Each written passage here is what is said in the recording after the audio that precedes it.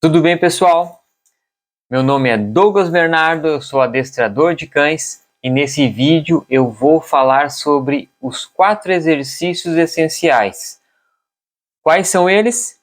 Por que eu elenquei esses 4 comportamentos como sendo essenciais e por que ensiná-los para os teus cães? Mas antes disso, eu gostaria de pedir para você já dar o seu gostei no vídeo. Se você não é inscrito, se inscreva. Faça essa comunidade cachorreira crescer e ative o sininho para quando eu publicar um novo vídeo você ficar sabendo. Vamos lá então. Quais são esses 4 exercícios que eu considero essenciais? Senta, deita, fica e vem. Por que eu elenquei esses comportamentos como sendo essenciais? São 4 comportamentos que os cães realizam de forma natural. Eles não precisam de predisposição, eles não precisam de habilidades especiais para fazer o que eles fazem naturalmente.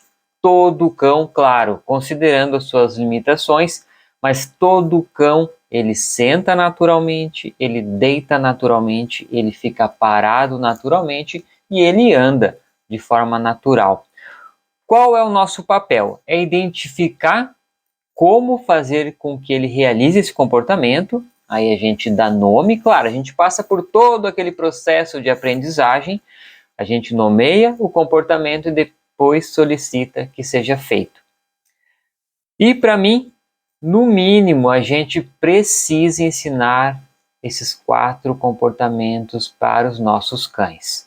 Quanto mais exercícios a gente ensina para eles, melhor a nossa comunicação. Quanto mais coisas a gente ensina para os nossos cães, melhor é a nossa comunicação. Tudo que a gente espera de um cão, a gente antes de cobrar, precisa ensinar. Então hoje, por exemplo, se eu pegar o meu cão, o Togo, e for ensinar algo novo, ele vai aprender muito mais rápido do que se eu trouxer um outro cão, pode ser da mesma raça que ele vai demorar um pouco mais para aprender. Por quê? Porque eu já ensinei muitas coisas para o meu cão e ele já conhece o meu semblante de contentamento quando eu fico frustrado, então todas essas expressões ele já identificou, porque está tudo associado com um carinho, uma frustração, uma recompensa positiva. Então, quanto mais coisas a gente ensina para o cão, melhor fica a comunicação entre nós e eles. E como eu comentei, esses 4 exercícios, eles são comportamentos naturais. A gente nomeia, depois solicita que seja feito. Se o cão, por exemplo, não respondeu uma solicitação de um senta, como você vai querer que ele te obedeça ou que ele corresponda às suas solicitações? O senta é muito simples. Ele vai realizar isso inúmeras vezes durante o dia. Por que não naquele momento que a gente solicita? Pelo simples fato de que ele não quer se submeter. Claro, a gente sabe que nenhum ser nasceu para se submeter às nossas solicitações. Não é natural o cão ficar respondendo aos nossos pedidos. Porém, hoje eles estão inseridos na sociedade. E para que isso seja um convívio harmonioso, eles precisam respeitar algumas regras. E nada melhor do que usar a própria natureza a nosso favor. Algumas pessoas me perguntam por que você vai ensinar o deita para ele. Não precisa ensinar a sentar, a deitar. Eu simplesmente quero que ele me obedeça. Então, por que não utilizar os comportamentos naturais para melhorar esse vínculo, esse controle sobre algumas atitudes? Obedecer. O que é obedecer? Obedecer é o cão realizar algo que ele não tem interesse, porque a gente está solicitando, ou deixar de realizar algo que é do interesse dele, porque a gente não permite.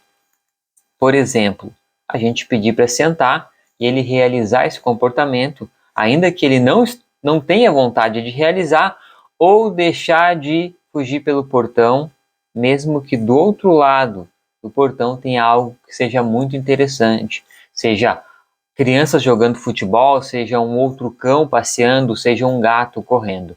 Então, para a gente ter mais controle sobre o cão, nada melhor do que usar a natureza a nosso favor.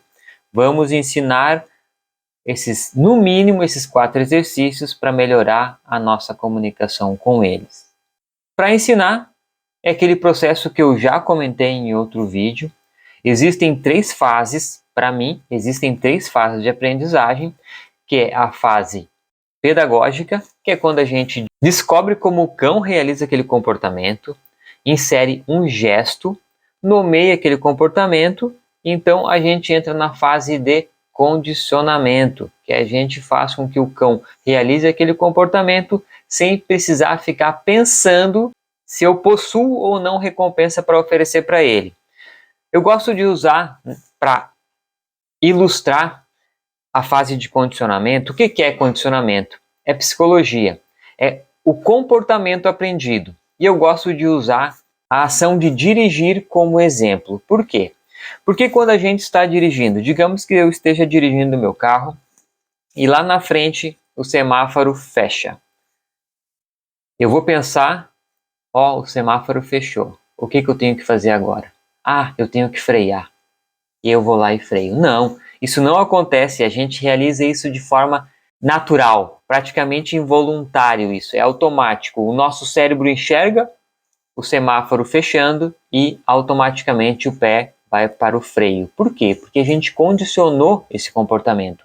E é isso que a gente busca então no cão na fase de condicionamento. Depois que o cão responde às nossas solicitações sem ficar pensando se existe ou não recompensa, a gente entra na fase da maturidade, que é quando a gente começa a recompensar de forma intermitente e utiliza a própria rotina do cão como recompensa. Ou seja, se a gente for passear, antes de passear a gente pede para que o cão sente, para que o cão deite, para que o cão venha quando chamado ou para que o cão fique.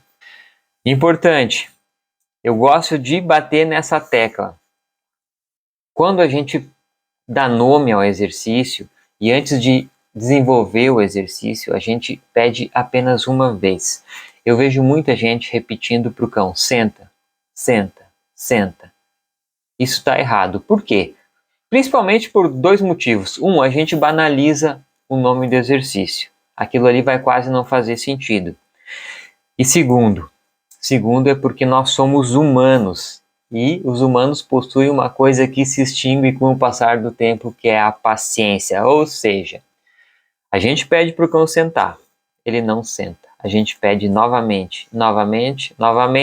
Lá pelo 5º senta, o nosso timbre mudou. A nossa paciência diminuiu e o nosso tom aumentou. E o cão percebe isso. O que pode acontecer? Pode acontecer que o cão identifique que ele só precise sentar quando a gente altere a voz. E qual a consequência disso? É que quando a gente estiver no meio do público, a gente vai pedir para o nosso cão sentar 1, 2, 3 vezes. A gente não vai alterar a voz porque a gente não quer gritar com o nosso cão na frente das pessoas. E o cão vai descobrir que ele só precisa responder a sua solicitação quando não estiver em público. Essa é a consequência. Então, quando você e o seu cão estiverem no meio do público, numa praça, por exemplo, a gente não vai conseguir ter controle sobre ele. Por quê? Porque nós mostramos para ele que ele só precisa responder à nossa solicitação quando a gente se altera. E como isso não acontece no público, no meio do público, quando tem outras pessoas, o cão logo percebe que ali ele tem praticamente o controle da situação. A gente ensinou isso para ele. Mas voltando, os exercícios essenciais. O assunto lá do início do vídeo.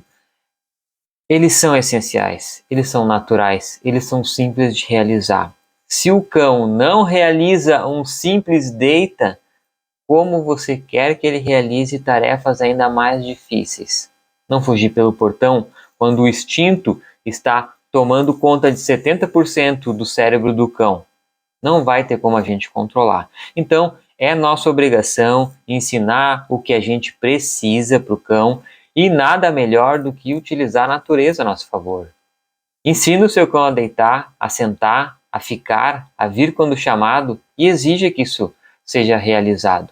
Porque não vai ter como a gente ter controle sobre um cão se a gente não consegue controlar esses 4 comportamentos naturais.